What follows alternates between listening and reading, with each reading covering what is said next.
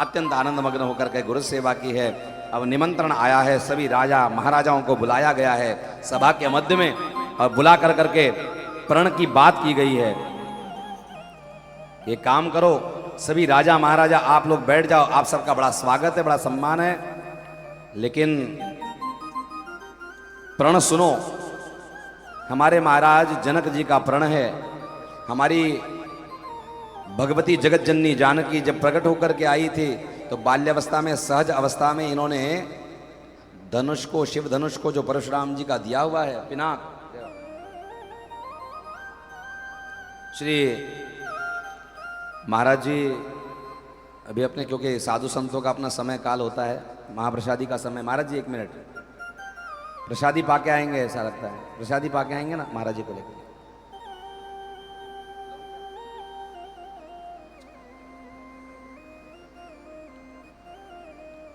श्री डाकुर वाले महाराज जी भी बहुत थक हार करके जयपुर से अभी अभी सायंकाल में पधारे थे, तो कल तो हमारे साथ में बहुत समय काल पे व्यतीत करेंगे, तो आज विश्राम वे भी करें।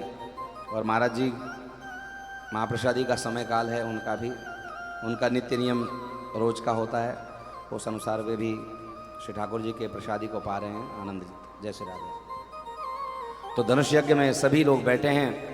अरुणोदय सकुचे कुमुद उड़गन ज्योति मलिन, जिम तुम्हारे आगमन सुनी भयेंद्र पति बलहीन।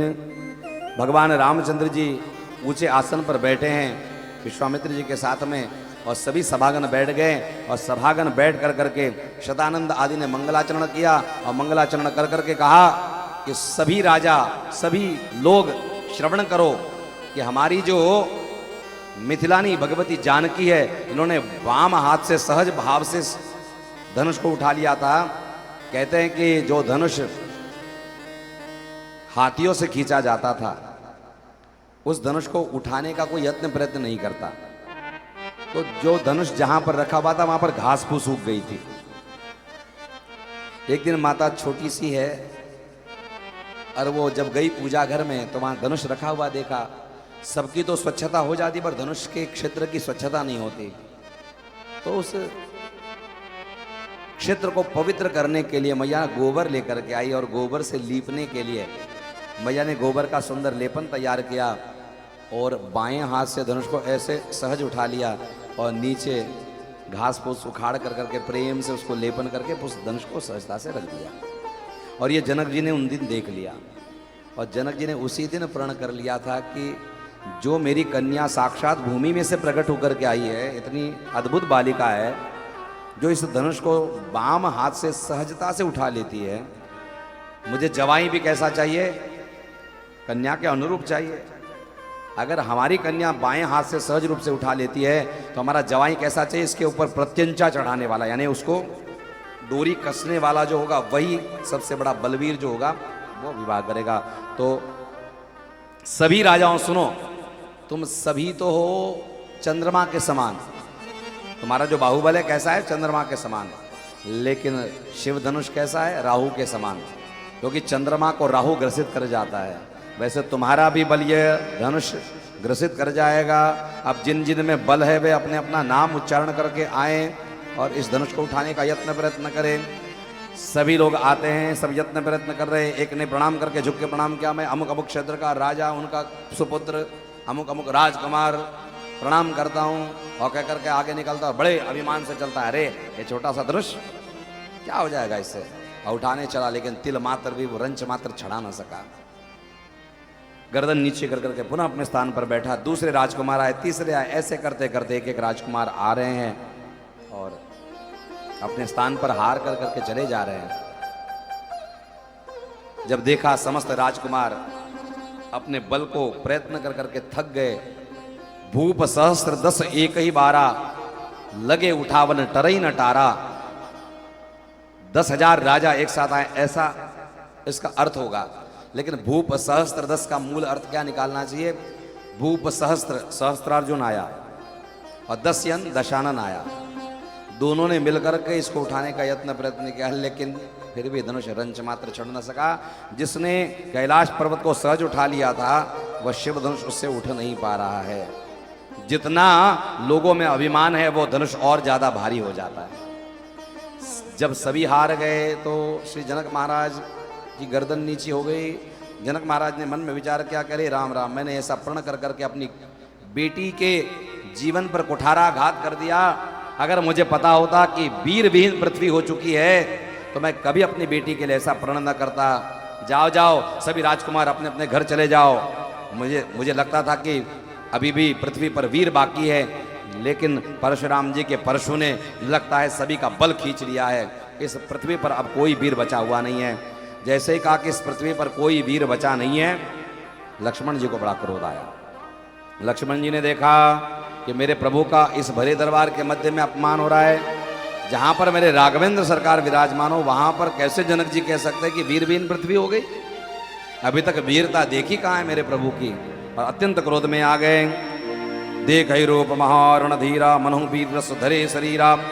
राघवेंद्र सरकार का सुंदर स्वरूप देखा और अब राघवेंद्र सरकार को प्रणाम कर करके आंखें लाल लाल लक्ष्मण जी की। और लक्ष्मण जी आंखें लाल करके कहते, महाराज जनक जरा शब्दों को संभाल करके बोलिए। जहां पर रघुकुल वंशमणि श्री राघवेंद्र सरकार विराजमान हो वहां पर आपको यह नहीं कहना चाहिए कि पृथ्वी वीर विहीन हो गई है। अरे रघुवंशी का एक भी जीव यहां पर विराजमान हो जाए तो भी इस पृथ्वी को वीर विहीन नहीं कहना चाहिए।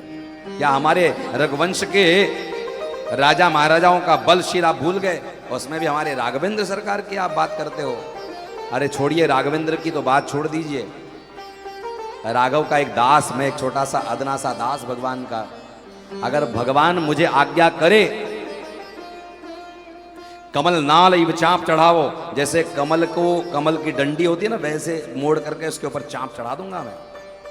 और जो जन सत प्रमाण दे था वो 100 योजन में सीधा उस धनुष को लेकर के दौड़ता चला जाऊंगा। और भगवान की आज्ञा हो तो मैं पूर्ण पृथ्वी को गेंद के समान खेलते खेलते, और ये कह सकते हैं क्योंकि सहस्त्र फन वाले श्री शेष भगवान के एक फन पर मात्र पृथ्वी स्थिर रहती है, वो भी राई के समान। मोहरी होती है ना सरसों, उसके समान पृथ्वी स्थिर रहती है।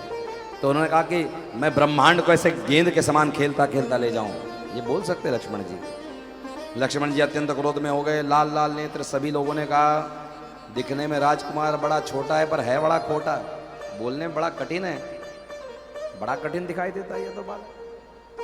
इतनी बड़ी बात कह दी, इस काम को कौन कर पाएगा? राम जी ने कहा कि बस लक्ष्मण जी हो गया काम, आपका जो काम था वो आपने कर दिया।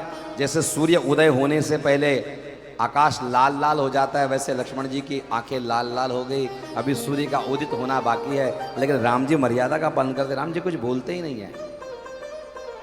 अच्छा, विश्वामित्र जी ने भी इतने समय तक नहीं बोला, इसका क्या विशेष कारण है? विश्वामित्र जी ने पहले अगर बोल दिया होता कि राम जी जाओ और धनुष को प्रत्यंचा चढ़ा दो, तो क्या राम जी उठ करके नहीं जाते? पर पहले क्यों नहीं बोला? क्योंकि विश्वामित्र जी जानते हैं इस सभा के मध्य में एक राम जी ही मात्र ऐसे हैं जो इस धनुष के ऊपर प्रत्यंचा चढ़ा सकते हैं। अगर पहले राम जी को उठाया होता तो बाद के राजकुमार कहते हमको मौका नहीं मिला इसलिए हमने नहीं किया, नहीं तो हमको भी मौका मिलता तो हम भी कर लेते। इसलिए राम जी की महत्ता बढ़ाने के लिए विश्वामित्र जी ने सबसे आखिरी में राम जी को उठाया है।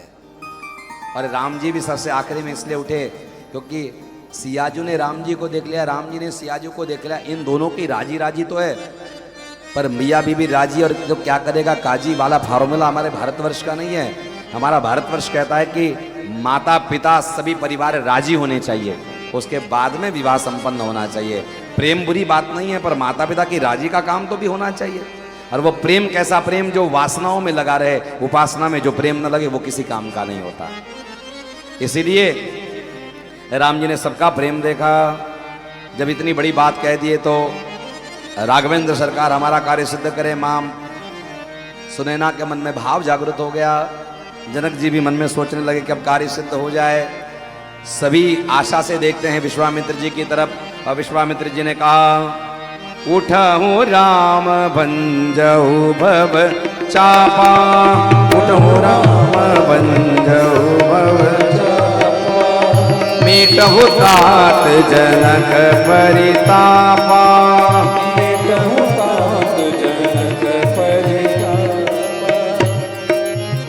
विश्वामित्र समय शुभ जानी,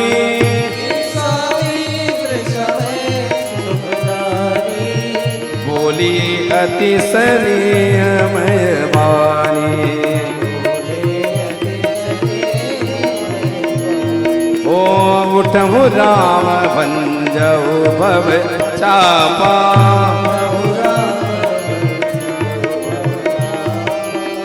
मीटहु तात जनक परितापा।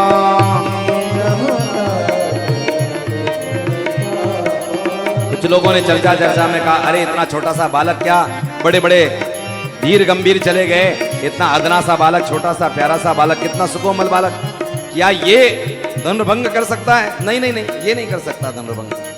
किसी ने कहा नहीं नहीं, ऐसी बातें मत करो, इन्होंने कैसे कैसे चमत्कार किए, इसके बारे में क्या वर्णन सुनाऊं। और जब सारी बातें बताई हैं, ताड़का के वध की बात बताई, हमारे स्वभाव का निग्रह बताया, तो विश्वास मन में थोड़ा थोड़ा जागृत हुआ। सब लोग भगवान को अर्जी लगाने लगे, प्रभु ये मेरी अर्जी है,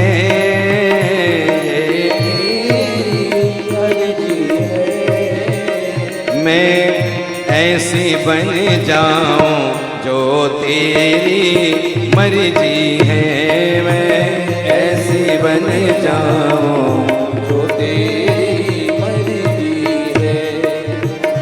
छम छम छम पानी है,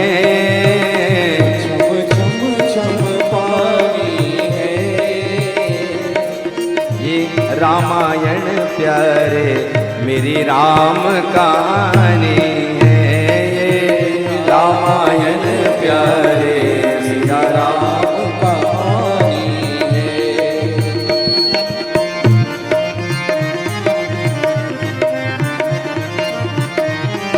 माता जगदम्बा प्रार्थना कर रहे कि हे गणेश जी, एक काम करिए, आप पिताजी को कहिए, पप्पा जी को कहिए कि जल्दी जल्दी वजन हल्का कर दे।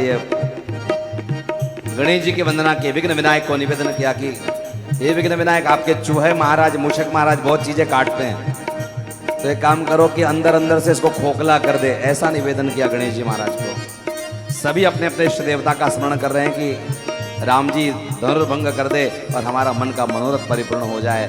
और सबका प्रेम भगवान ने देखा। देखो भगवान जब चलते हैं ना, तो पुरुष नरसिंह की तरह चाल चलते हैं। कोई मृग चले ना तो बहुत तेजी से चलता है, पर शेर जब चलता है तो बड़े आराम से, देखते हुए बड़े, तो भगवान बड़े रौब से, बड़े आराम से चल रहे हैं, लेकिन मर्यादा है, देखने में भाव है। माँ की ओर देखा, सुनैना जी की आंखों में प्रेम अश्रु दिखे, हाँ सासू माता राजी है। जनक जी को देखा, जनक जी को देख करके प्रसन्न हो गए, वाह वाह, जनक जी भी राजी राजी है। अब देखा कि जिनसे विवाह करना है वे राजी है क्या नहीं राजी, जरा देखा जाए। और सिया जी ने तो हाथ जोड़कर प्रणाम किया, बस ना प्रभु, कितना तरसाते हो, जल्दी जल्दी करो ना, जल्दी जल्दी करो ना प्रभु ठाकुर जी, कैसे लीला करते हो। और भगवान जब समझ गए कि अब सबका प्रेम निगूढ़ प्रेम है, समस्त मिथिलावासी मुझे चाहते हैं, तो भगवान तुरंत चाप के समीप गए। जही न के ओ जही की जही पर सत्य सने हो तोते मिलही न कछ संदेह मोरा। सिया राम जय जय राम, राम सिया राम जय जय राम। चाप समीप राम जब आए हो, नर नारी ने सुर सुकृति मनाए। राम सिया राम जय जय राम, राम सिया राम जय जय राम। जितने भी राजा आए थे सब प्रणाम नहीं करते थे शिव धनुष को। राघवेंद्र आए, धनुष को प्रणाम किया, हे महादेव आपको कोटि कोटि प्रणाम, आपका ये धनुष है। प्रदक्षिणा लगाई और प्रदक्षिणा लगा कर करके गुरु ही प्रणाम मन ही मन कीना हो, अति लाघव उठाई धनु लीना। राम सिया राम जय जय राम, राम सिया राम जय जय राम। दम क्यों दामिनी जिमि जब लयऊ हो, पुनि नबधनु मंडल समभयऊ। राम सिया राम जय जय राम, राम सिया राम जय जय राम। भगवान ने क्षण मात्र में देखा, अति लाघव अत्यंत तीव्रता से उठाया। इतनी तीव्रता कि पता ही नहीं चला कब राम जी के हाथ में धनुष आ गया, कब भगवान ने प्रत्यंचा चढ़ाई। और बीच मध्य में भगवान ने क्या किया, ते ही चन राम मध्य धनु तोरा, हो बरे भुवन दुरी गोर कटोरा। राम सिया राम सिया राम जय जय राम, राम सिया राम जय जय राम। क्षण मात्र में भगवान ने धनुष पर प्रत्यंचा चढ़ाई, धनुष टूट गया और सभी हर्षित होकर के पुष्प वर्षा करने लगे। जय जय हो, जय शब्द नमः शब्द का उच्चारण होने लगा। और इतने में श्री जगदम्बिका जानकी जी को सजा धजा कर करके जयमाला लेकर के लाया गया। और फिर वही बात कि जनक दुलारी के जानकी प्यारी के मन में बसे सिया राम। जनक दुलारी के जानकी प्यारी के मन में बसे सिया राम, मन में बसे सिया राम, मन में बसे सिया राम।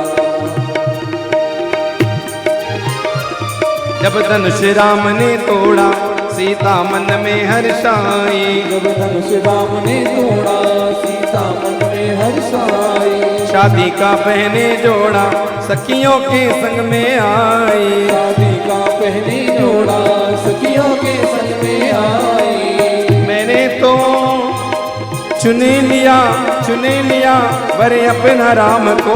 जनक दुलारी के जानकी प्यारी के मन में बसे सिया राम। जनक दुलारी के जानकी प्यारी के मन में बसे सिया राम, सिया राम।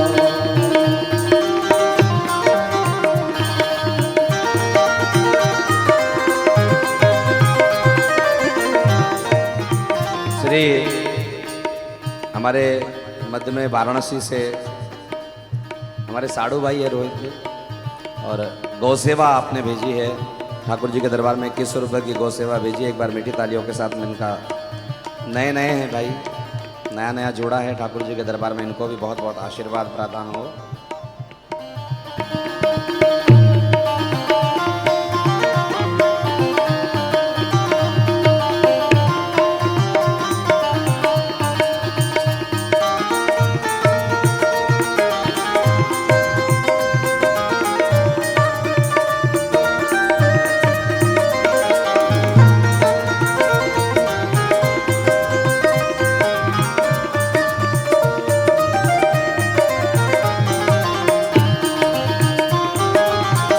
देखो जयमाल हो गई ना, अब दूसरा जोड़ाएगा विवाह करने के लिए प्रेम से। जनक दुलारी के जानकी प्यारी के मन में बसे सिया राम, मन में बसे सिया राम, मन में बसे सिया राम।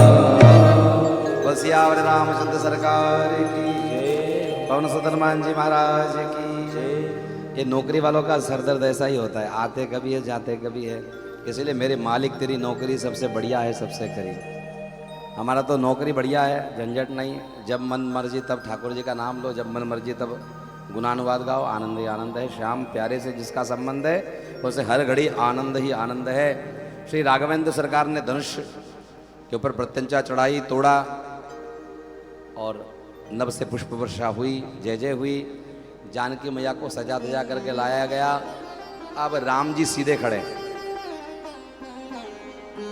सिया जो थोड़ी सी हाइट में कम है, थोड़ी सी। राघवेंद्र अजान बाहु, बिल्कुल विशाल।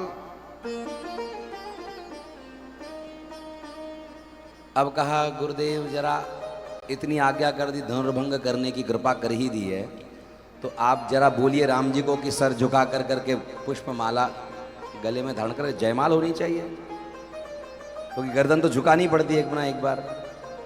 और स्त्री के सामने पुरुष को गर्दन झुकाने में कोई शर्म रखनी भी नहीं चाहिए, क्योंकि वो आपके लिए समर्पित होकर के आई है, तो आपको वहाँ गर्दन झुका देनी चाहिए। जहाँ मौका मिले वहाँ गर्दन झुकानी चाहिए, पर गर्दन झुकनी चाहिए, मर्यादा में झुकाओ, ज़्यादा अमर्याद नहीं झुकाना चाहिए। हाँ, झुकना बुरी बात नहीं है, पर बहुत ज़्यादा झुक जाना बहुत गलत बात है। झुक जाओ, क्योंकि वो झुक करके आई है, वो विनम्रता से आई, बस परिवार छोड़ कर करके आपके पास आई, तो झुक जाओ। राम जी ने कहा हम तो रघुवंशी है और हम लोग गर्दन झुकाना जानते नहीं है।